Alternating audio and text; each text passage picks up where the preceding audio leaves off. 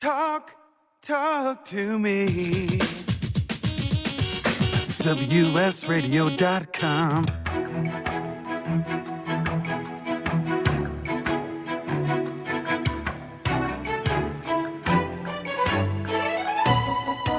The San Diego Council on Literacy brings you Literacy for All with your host, Jose Cruz. Welcome to the show. I'm Jose Cruz from the San Diego Council on Literacy. You're listening to the Literacy for All radio show on WS Radio. Our guest today is the CEO and president and founder of the Reading League. Welcome to the show, Dr. Maria Murray. How are you today? Thank you very much. I'm fantastic. Hello to San Diego. There you go. And it's a national audience, too, so we're live right now. And everybody else. Yeah, and of course, people might be listening by podcast, and we like that a whole lot. The Reading League, we're hearing more and more about the Reading League, and some folks don't know a whole lot. Maria, what's happening at the Reading League? Why did you found it? Fantastic question. I've been answering that a lot lately, and I founded it after, just by a stroke of luck, I got that one great idea that most people hope to get in their lifetimes, and this one happens to satisfy a passion of mine, which is ensuring that all children learn to read, all adults learn to read, and that all teachers know how to ensure that happens. So the story that I can tell you is that I became a teacher. I did not know really how to teach children to read. I was in a secondary setting, so it wasn't really something I was trained to do. Mm-hmm. And then I started to tutor students during the summer before I started teaching, and I could not understand why they were not able to read the assignments I had given them. So the parents were telling me things like explaining the situation that they had a reading disability, a learning disability, dyslexia. These words meant nothing to me. I did not have any knowledge of what that meant. Mm-hmm. So here in New York State, it's a requirement that educators get a master's degree within a few years. So I called Syracuse University and asked them if they had a master's degree having to do with learning disabilities. They said, why, yes, we do. Mm-hmm. And they had me come up and meet Dr. Benita Blackman. So many people may not recognize her name, but if you do, you'll know that she was a forefront researcher, a quantitative scientific researcher in the field of prevention of reading difficulty and remediation. So here I landed in just the right spot, and as my master's degree was ending, she started what became known as a very popular study in the scientific circles of reading, in which we had second and third grade non-readers and tutored them for a year and taught them all to read, almost all of them on grade level within a year. And the students that were part of the treatment condition were also participants in a fMRI study. So in the 90s, psychological scientific discoveries about how the brain reads were bolstered by a new aspect of discovery, which is using fMRI, a functional magnetic resonance imaging. And I'm getting kind of thick in the weeds, so I want to get right out of them. Yeah, but I do remember this happening, and just people waiting and being on top of it like you were to see how does this play a role in mm-hmm. reading and learning and such. Exactly. So the study showed that these children, before we tutored them, their brain activation patterns were very different than after they had learned to read. And after they learned to read, their activation patterns, where language and print and vision aspects of the brain were activated, mimicked a non-impaired reader, for lack of a better word. And so this was published in the very popular book, Overcoming Dyslexia. If anyone's ever read that, those were our kids that we worked with. So then there were other studies, and I coordinated these studies, NIH, multi-million-dollar stuff going on. And so for many years, I was there for 15-plus years at Syracuse University, I was exposed to everything that worked. I saw the ramification of when students didn't learn to read, and then I also got to train teachers in these methods and I saw that they could, we scaled it up to see if it could be done by the educators in a real-life, noisy setting, and it was successful. Uh-huh. But then, now here's the sad part. Years later, you'd go back, and it was gone. Like, the schools weren't continuing to do it. So this is what happens in an educational system. It's a very busy place, and administrators come and go, curriculum people come and go, teachers come and go. It turns over very quickly. So what's it gonna take to have that knowledge in place solidly so that everyone knows it, and it's not just a few people?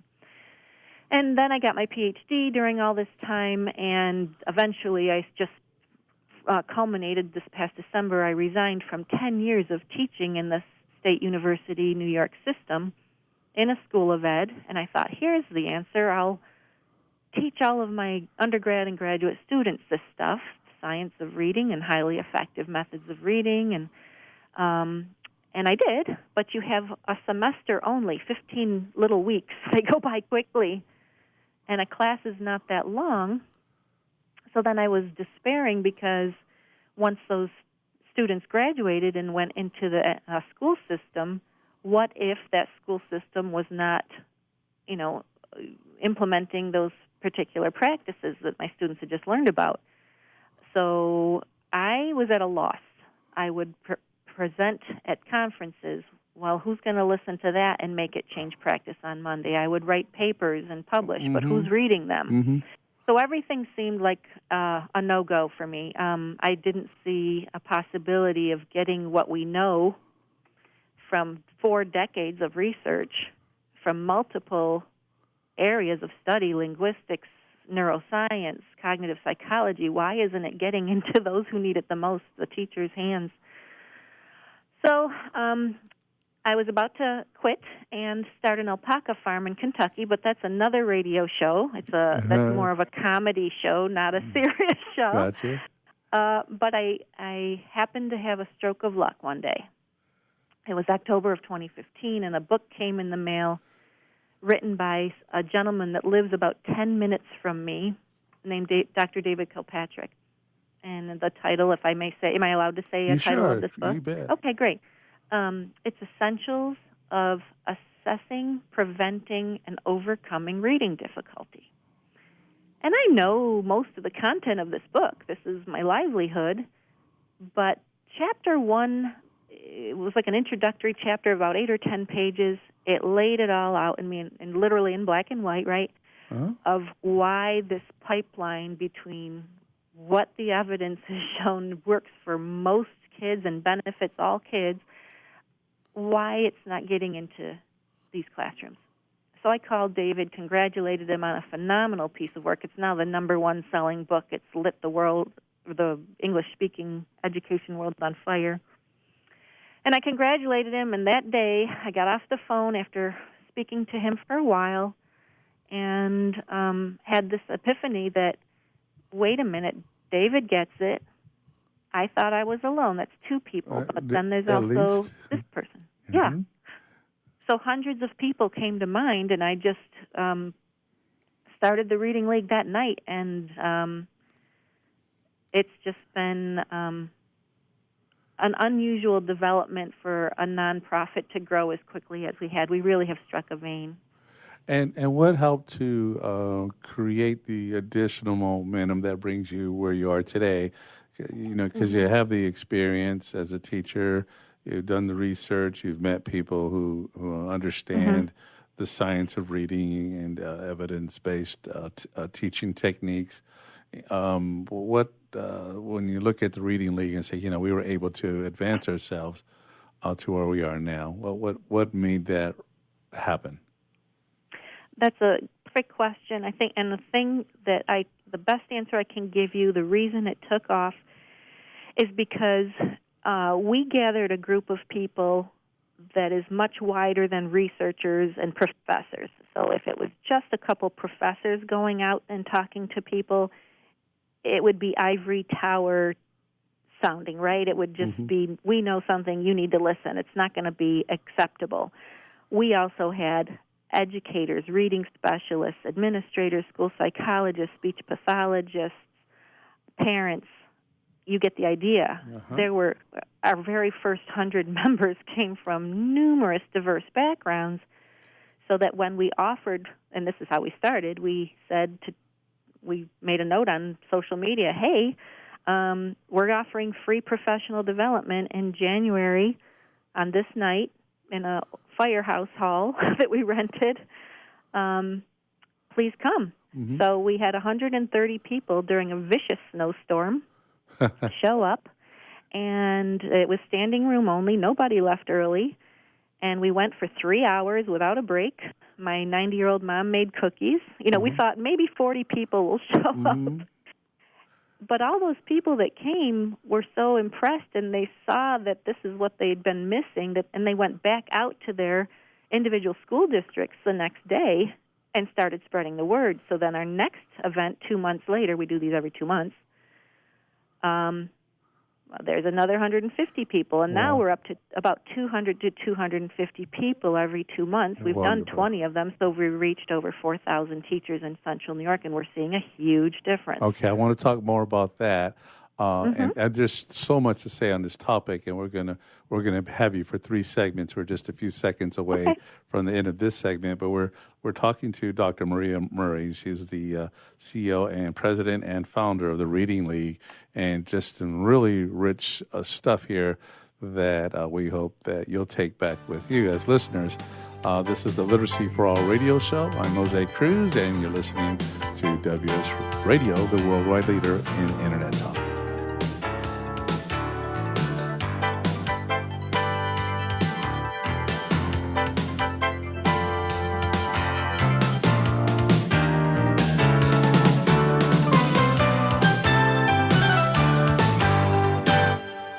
You take your smartphone almost everywhere you go. Now WSRadio.com can be there too.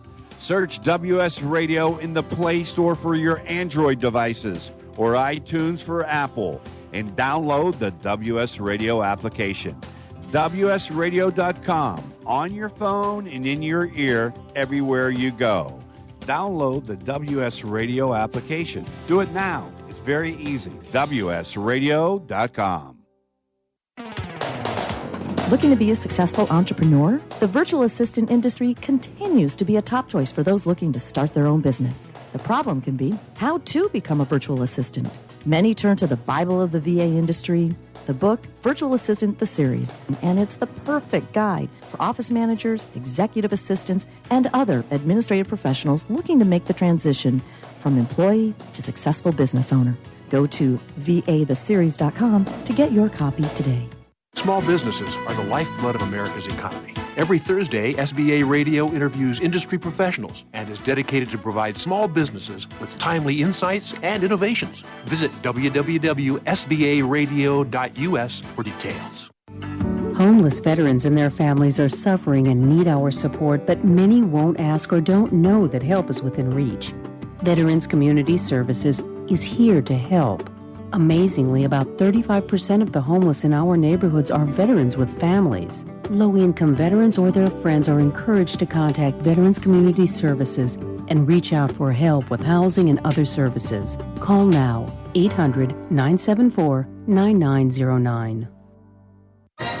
I raised $8,000 to build schools for South African children. After realizing how many people go hungry in San Diego, I now volunteer at a food pantry. I'm spending the next year doing volunteer projects across 3 countries and helping in ways they designate to be the most helpful. The World Link program at the Joan B. Kroc Institute for Peace and Justice recognizes the potential of youth as agents of social change. Learn how you can help youth become a generation of leaders in action at peace.sandiego.edu.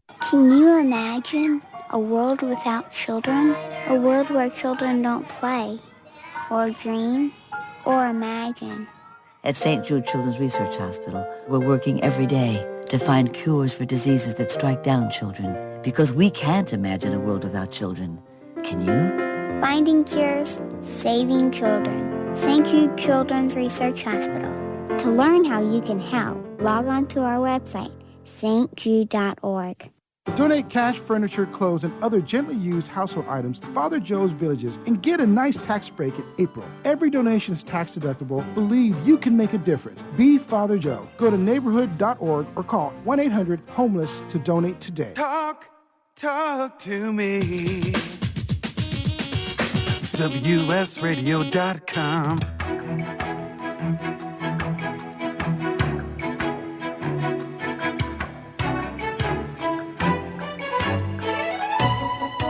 The San Diego Council on Literacy brings you Literacy for All with your host, Jose Cruz.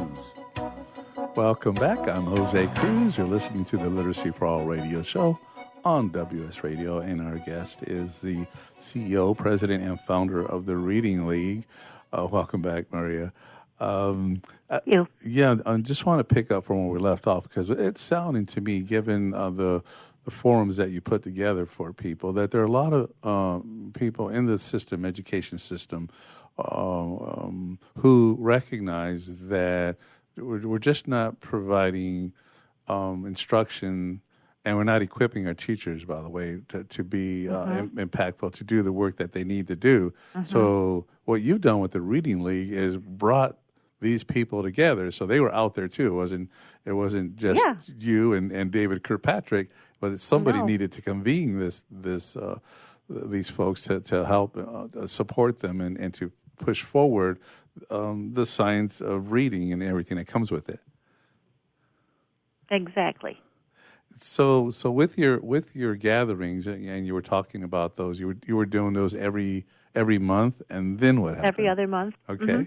So every other month they caught on, and we noticed we had a waiting list. Like currently, as soon as we post an event is available for registration, they fill up within 2.5 hours. Now, these are teachers that are not being paid to come. They're coming on their own time after a long day at school, so they're arriving at 6 o'clock and staying until 8:30 without a break. And it's always standing room only, and there's a waiting list. The last one we had a couple weeks ago, the waiting list was 214 educators that wanted to make it but couldn't. My goodness. So it is wildly popular here, and people come from New York City. Two teachers came from Albany, Kingston, Ontario, Canada, Cincinnati, and then they'll drive home that night. So the value, all of our events are taped, videotaped. They're all available free to whoever's listening here. They can go to YouTube and click on, type in the Reading League, and you'll be taken to our channel, and you'll be able to view every single live event we've ever had. So I encourage people to do that, because it's free professional development. People in New Zealand are using it. Wow. So this caught on, and we thought, we had a nonprofit going. I had no idea what a nonprofit meant. I was a reading geek. So apparently you need a board of directors. Who knew? Right. So, just Providence somehow put it in place that we would have the right people and the right volunteers and the right energy to make this all take place. So just to skip ahead a little bit, we thought, why don't we have a conference? Because there's more demand than we can satisfy. We had a conference, 2017 was our first one, and that drew, 350 people here to Central New York. But those people came from 27 different states, and people from Alaska and Australia came. And we thought, oh boy, something's going on here. Right. That we did a blind review proposal and submitters from all over. Top names wanted to come. And so now we're at about 8,500 members. We're about to launch our third annual conference in October here in Syracuse, New York. It's probably the last time we'll have our conference, our national level conference here in Syracuse. We're going to be in Albany, New York next year, and then Washington, D.C. Next year. But this year we're expecting 850 to 900 people. And teams of, we just found out yesterday there's people coming from Singapore. Oh, my. And we have members from all continents except Antarctica and numerous countries. So we've now got a national director. She's lovely, Laura Stewart, a very talented and brilliant person who understands the science of reading very well, a beautiful presenter. So she's helping to go across the country to conferences and establish Reading League affiliate chapters as we can, because people want reading leagues in their states and in their areas.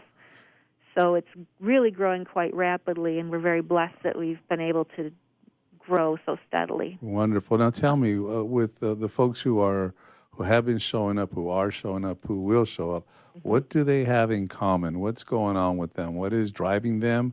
Oh, I love it. You know, could you? Yeah. This is why you do what you do. You're good. This is a great question. So, what does everyone have in common? We have a beautiful video also on that YouTube channel called, it's a cause marketing video called The Reading League, a Roundtable Discussion.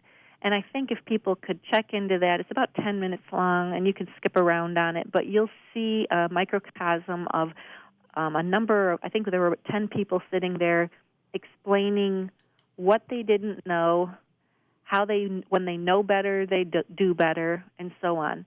So we feel like we're a premier teacher-supporting, educator-valuing organization.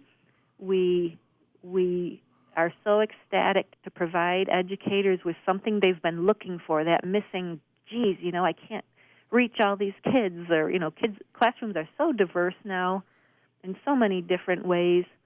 How do they reach all of those children and teach them all to read? Because all children can learn to read.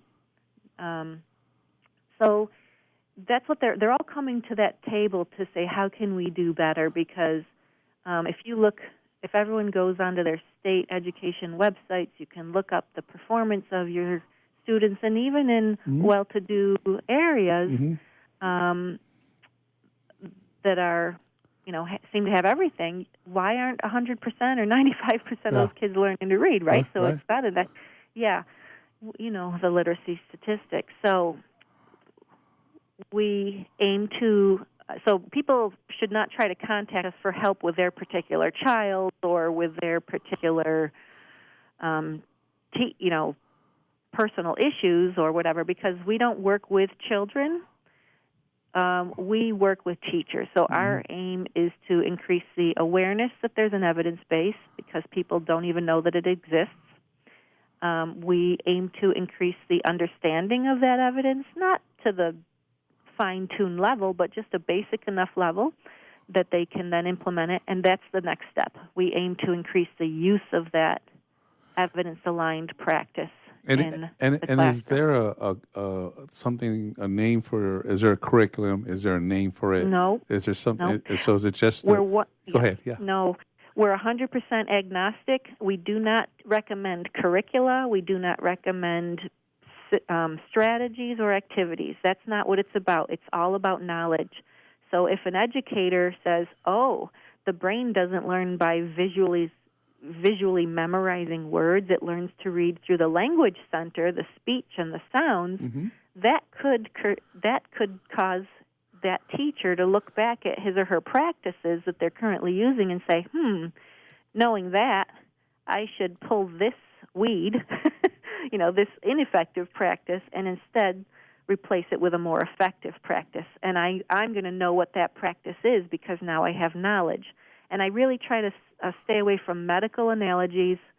But, for example, if a surgery center learns that 60% of its patients are doing poorly post-operatively, hemorrhaging or infections, and I use that number intentionally because that's about how many students aren't learning to read well, 60%. Would we be buying those surgeons brighter lights or sharper scalpels? No, those are just instruments and things. What they need is the knowledge to know why that's happening, and they need the knowledge to know how to prevent it. So we do that. And then the surgeon will say, "Oh, well, then I should be using that scalpel or that antibiotic." And I hate the medical analogy, but I get it. I get it, because you did use the term treatment. It did say that. Yeah. You know. Yep. Yeah. It's a scientific word, and if I can interject, because I would hate to have this end without saying the science of reading used to be seen as a very knee-jerk, pushback phrase, because as educators, we love children, right? We see them as human beings with little personalities and beautiful little faces or big faces and big personalities, right? And so we don't want to reduce the beauty and the art of teaching to science. That's cold-hearted, right? Yes. And people equate the word science with things like mitochondria or amino acids and white lab coats. But when we say the science of reading, that is not at all what we mean. We mean that there are tired teachers and tired researchers out there who have been doing experiments saying we're going to take 100 of these kids and 100 of these kids, and these kids are going to get this and these kids are going to get that.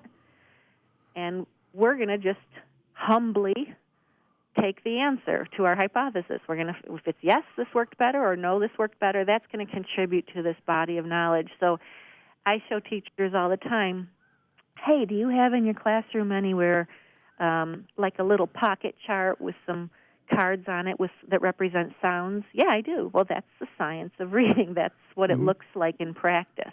Very good. It's not a lab and treatment and control and animals and that. No. I want us to come back and cut you off just because we're going to go on a break. Again? We're going to have we're going to have 2 more segments, and so we want everybody to stay with us. But I would like to talk to you about some of the discoveries, because it is science, things that you would say are so exciting. The dialogues that probably take place between people. You know, how exciting that might be, and then just, again, how people are applying what they're learning from this network. So we'll be back. Okay. This is the very good Literacy for All radio show on WS Radio, the worldwide leader in Internet talk.